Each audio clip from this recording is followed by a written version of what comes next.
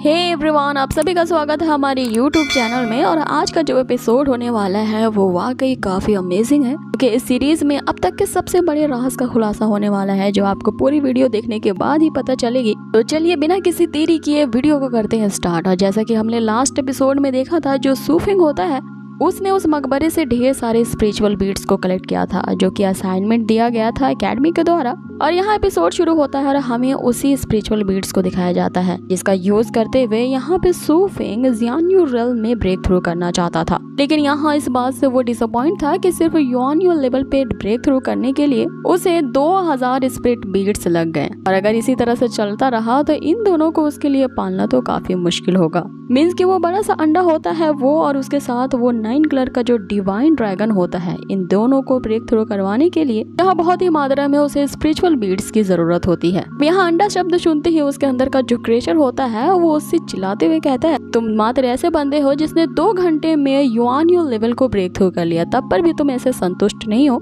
और यहाँ तुम्हारी डिमांड्स तो हाई होती जा रही है, तुम्हें सबसे पहले अपने छोटे छोटे टारगेट्स को पूरा करना होगा। जिस पे सूफिंग उस क्रेचर से कहता है कि अभी तो हम सिर्फ युआन्यू रेल्म के एकदम नीचे लेवल पे पहुंचे हैं, और अभी हमारा टारगेट जो कि गॉड लेवल है वो काफी दूर है। आगे वो क्रेचर उसे बताता है कि जैसे यहाँ सूफिंग की शक्तियां बढ़ेंगी, वो धीरे धीरे और भी ज्यादा स्ट्रॉन्गर होता जाएगा, और वो जल्द ही उस अंडे से ब्रेक थ्रू करने वाला है, और वो बाहर निकल के उसका जोड़ा बनेगा। जिसपे यहाँ सूफिंग किसी और ही जोड़े के बारे में सोच रहा होता है कि तभी यहाँ सुबह हो जाती है, जहाँ पे हमें शिलोंग एकेडमी को दिखाया जाता है। और आज उन सभी डिसिपल्स का टैलेंट टेस्ट होने वाला था। लेकिन यहाँ इस टेस्ट से सूफिंग का कुछ लेना देना नहीं होता है, क्योंकि जब उसने एंट्रेंस एग्जाम दिया था तो उसे जीतने के कारण ही उसे तुरंत ही ऑफिशियली कोर डिसिपल बना दिया गया था। लेकिन अब भी वो इस टैलेंट टेस्ट के खत्म होने का इंतजार कर रहा था, क्योंकि उसे कोशांग टाउन जाना था। जिसपे वो क्रेचर उससे पूछती है कि आखिर तुम क्यों कोशांग टाउन जाना चाहते हो। तो यहाँ पे सूफिंग बहुत ही मिस्टीरियस वे में जवाब देता है, ये कुछ तो है जो उसकी लाइफ से रिलेटेड है और उसके जवाब उसे ढूंढने हैं।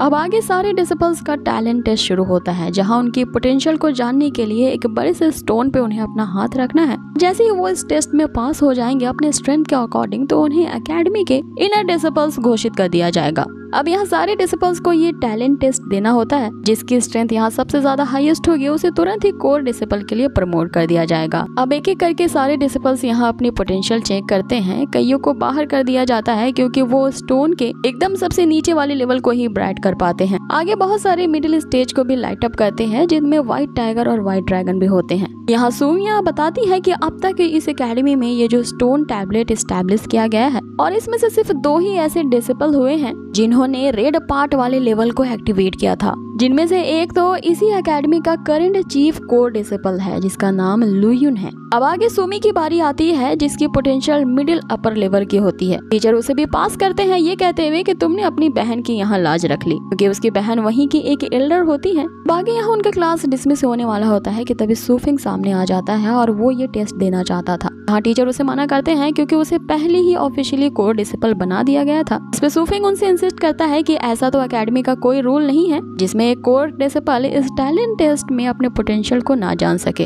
अब आगे जैसे ही सूफिंग उस स्टोन को टच करता है, हमें लगता है कि वहाँ कुछ बहुत बड़ा होगा, लेकिन सब कुछ धरा का धरा रह जाता है। वहाँ पे उस स्टोन का एक लेवल भी राइज अप नहीं होता, जिससे सभी उस पे हंसने लगते हैं, इवन उसका मजाक उड़ाने लगते हैं। आगे टीचर ये कहते हुए उस क्लास को डिसमिस करते हैं कि अब सभी स्टूडेंट्स को कंपटीशन ग्राउंड में गैदर होना होगा। लेकिन हम उसी समय देखते हैं कि उस स्टोन के सबसे टिप वाला जो पार्ट होता है वो लाइट अप हो जाता है। उनके इसी टैलेंट टेस्ट को दूर से ही इसी शिलोंग सेक्ट के ही एल्डर्स देख रहे होते हैं। तो ये समझ जाते हैं कि ये जो सूफिंग है उसने तो लेजेंडरी पार्ट को एक्टिवेट कर दिया है, और ये तो उस सुपीरियर टैलेंट से भी अपर लेवल का है। और जब से ये एकेडमी बनी है तो इस स्टोन के सिर्फ रेड वाले पार्ट को ही एक्टिवेट करना बहुत बड़ी बात मानी जाती है, जो कि यहाँ के एल्डर्स भी अपने हाई कल्टीवेशन लेवल होने के बावजूद भी इसे अचीव नहीं कर पाए हैं। तो इसका यही मतलब है कि ये जो सूफिंग है वो तो एक पियरलेस जीनियस है। अब आगे यहाँ सीन कट होता है और हम सारे डिसिपल्स को उसी कंपटीशन ग्राउंड में गैदर हुआ देखते हैं। यहाँ वो इसी बात की खुसर फुसर कर रहे होते हैं कि ये सूफिंग तो खोदा पहाड़ और निकली चूहिया जैसा काम किया इसने, क्योंकि उस पोटेंशियल स्टोन में इसका कोई पोटेंशियल ही नजर नहीं आया। अब ये सब सुनते ही सोमिया जो होती है सूफिंग को कंसोल करते हुए कहती है कि जरूर उस स्टोन में ही कुछ न कुछ ऐसी गड़बड़ी होगी, या तो फिर ये हो सकता है कि तुम एक जीनियस हो जिसकी पावर्स को लेवल करने के लिए वो स्टोन तुम्हारी शक्तियों को ही मेजर ना कर पाया हो।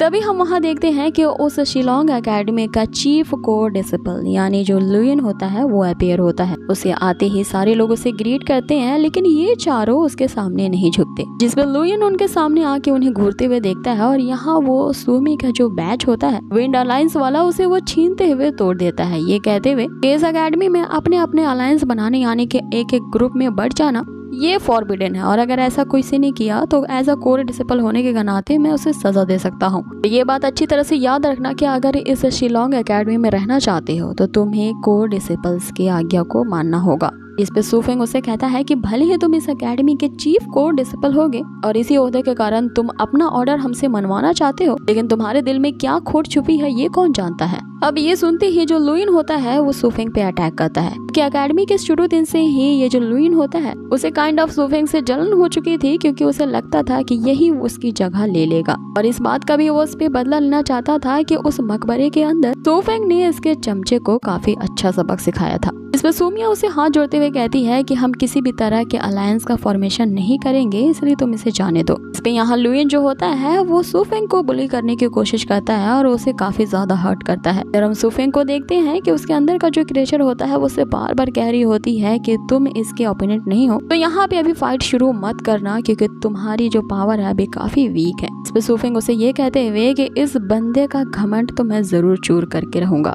आगे वो उसके सामने भिड़ जाता है और यहाँ पे हम इनकी एक जबरदस्त फाइट को देखते हैं, जहाँ पे हम सुफेंग के अंदर के उस दूसरे क्रिएचर को एक्टिवेट होता देखते हैं, जिससे वहाँ एक बहुत बड़ी एनर्जी क्रिएट होती है और वो दोनों ही पीछे हट जाते हैं। आगे यहाँ लुइन उसे जान से मारने के लिए जैसे ही आगे बढ़ता है हम देखते हैं वहाँ पे एकेडमी के मेट्रोपॉलिटन एल्डर आ जाते हैं जो उस लुइन का हाथ पकड़ लेते हैं। अब यहाँ जो लुइन होता है वो एल्डर के सामने सुफेंग ने अब तक क्या होता है ऐसे को उसके चमचे को बहुत ज्यादा मारना पीटना और एक दूसरे मोटे डिसिपल्स का पूरी तरह से कल्टीवेशन को डिस्ट्रॉय करना, इसी के बेसिस पे लुइन उसे यहाँ पे सजा दे रहा होता है। टीचर यहाँ सुफेंग को ही डिफेंस करते हैं ये कहते हुए कि अगर सुफेंग ऐसा नहीं करता तो एकेडमी को आखिर ये करना ही था। फिर लुइन एल्डर से कहने लगता है कि इतना वीक होने के बावजूद भी आप इस जैसे डिसिपल को कैसे प्रोटेक्ट कर सकते हो, जिसपे एल्डर उसे ये जवाब देते हैं कि अभी ये वीक है लेकिन अगले 10 सालों में ये तुमसे इतना ज्यादा पावरफुल हो जाएगा कि तुम इसके सामने नहीं टुकोगे। इस पे यहाँ सुफेंग उनसे कहता है कि मुझे 10 साल की जरूरत नहीं है, मात्र 1 साल में ही मैं इसके बराबर के लेवल पे आ जाऊंगा। तभी हम इस सीरीज का सबसे अच्छा बेटिंग वाला पार्ट देखते हैं,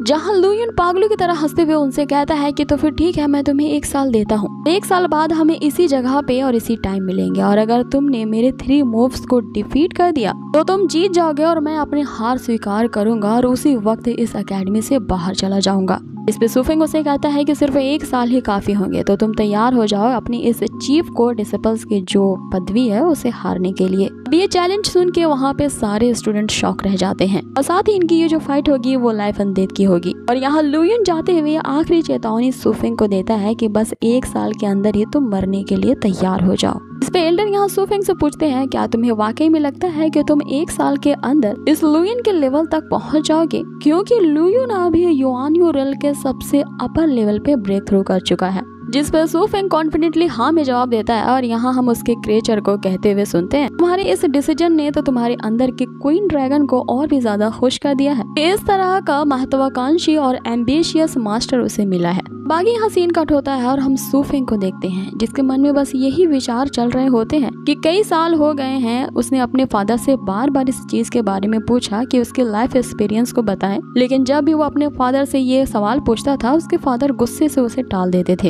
लेकिन जब से वो उस मकबरे से वापस आया है तब से उसके माइंड में इस तरह के क्रेजी विजन्स आ रहे हैं। उसे देखते ही उसे ये जानने की क्यूरियोसिटी मच गई है कि आखिर वो रियल में है कौन। अब इन्हीं विचारों में वो डूबा हुआ होता है कि तभी उसके पास सुमिया आती है जो उसे एक्साइटमेंट में कहती है 10 दिनों बाद सूरज डूबने से पहले तुम्हें किसी भी हाल में सुजाकू सिटी में जाना है और मुझे ढूंढना होगा। जिसमें सुफेंग उससे हैरानी से पूछता है क्या तुम जानबूझ करके मुझे अपने घर बुला रही हो। यहाँ सुमिया उससे कहती है तो क्या मैं अपने इकलौते दोस्त को अपने बर्थडे पार्टी पे बुला नहीं सकती, सो तुम्हें जरूर से आना है और याद रखना कि मेरा बर्थडे 10 दिनों में आने वाला है। ऐसा याद दिलाते हुए वो वहाँ से चली जाती है। अब आगे यहाँ सीन कट होता है और हमें सुफेंग को दिखाया जाता है जो तेजी से कुशान सिटी की तरफ जा रहा होता है जहां उसका घर होता है। आगे वो अपने घर पहुंचता है और आते ही अपने फादर से सीधा यही सवाल पूछता है कि सच सच बताओ कि मेरे असली बायोलॉजिकल पेरेंट्स कौन हैं। इस बात से उसके फादर शॉक रह जाते हैं और यहाँ पे एक कहानी शुरू होती है कि बहुत साल पहले फॉरेस्ट में उन्हें एक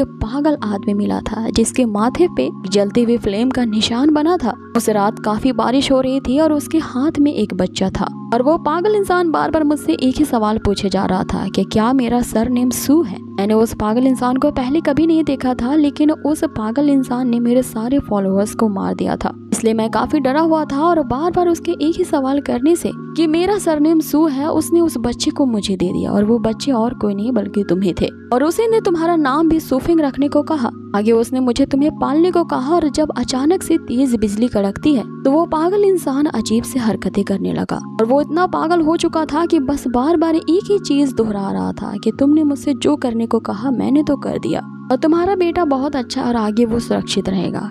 ऐसा कहने के बाद वो चला जाता है और उसके बाद से मैंने फिर उसे कभी नहीं देखा। अब यहाँ जो ये फादर उस मैड मैन के बारे में बता रहे होते हैं, ये वही पागल इंसान वो भिखारी को हमने उस मकबरे के बाहर देखा था, जिसने सूफिंग को टच करते ही जोर जोर से वो यही बात चिल्ला रहा था। दवे अब आगे बढ़ते हैं और जैसे ही उसके फादर ये सारी सच्चाई सूफिंग को बताते हैं, हम देखते हैं कि उन्हें हार्ट अटैक आता है और उनकी आंखें बंद हो जाती है। इस बात को जानते ही सूफिंग जल्द से बाहर जाता है और उन्हें वही मार्क्समैन खड़ा दिखता है और यहाँ सूफिंग उनसे पूछता है कि आखिर तुम कौन हो और इतने दिनों से मेरा पीछा क्यों कर रहे हो। तो वो मार्क्समैन अपनी आइडेंटिटी रिवील करता है कि उसका नाम ह्यूगे है और वही शिलोंग सेक्ट का सबसे बड़ा एल्डर है और साथ ही वो सबसे महान वर्ल्ड स्पिरिटिस्ट भी है। और इसी रहस्यमय स्पिरिटिस्ट की बातें हम उन चारों दोस्तों को पिछले एपिसोड में करते देखा था। गाइस, इस महान व्यक्ति के इंट्रोडक्शन के साथ ही और यहाँ सबसे बड़ा राज कभी रिवील हो गया कि जिस बच्चे की वो तलाश कर रहे होते हैं तो उनका पूरा फ्यूचर चेंज कर देगा वो और कोई नहीं बल्कि सूफिंग ही है, जिसको जिंदा रखने के लिए उसकी आइडेंटिटी को चेंज किया गया था। तो यहाँ आखिरकार सूफिंग को अपनी असलियत का पता चल जाता है। सो गाइस, आगे के जो एपिसोड्स होने वाले हैं वो और भी ज्यादा इंटरटेनिंग होंगे, तो बने रहिए हमारे इस चैनल के साथ और कर दीजिए लाइक, शेयर एंड सब्सक्राइब। बहुत ही जल्द मिलते हैं आपसे इसके नेक्स्ट एपिसोड में। Till then take care, stay healthy, bye.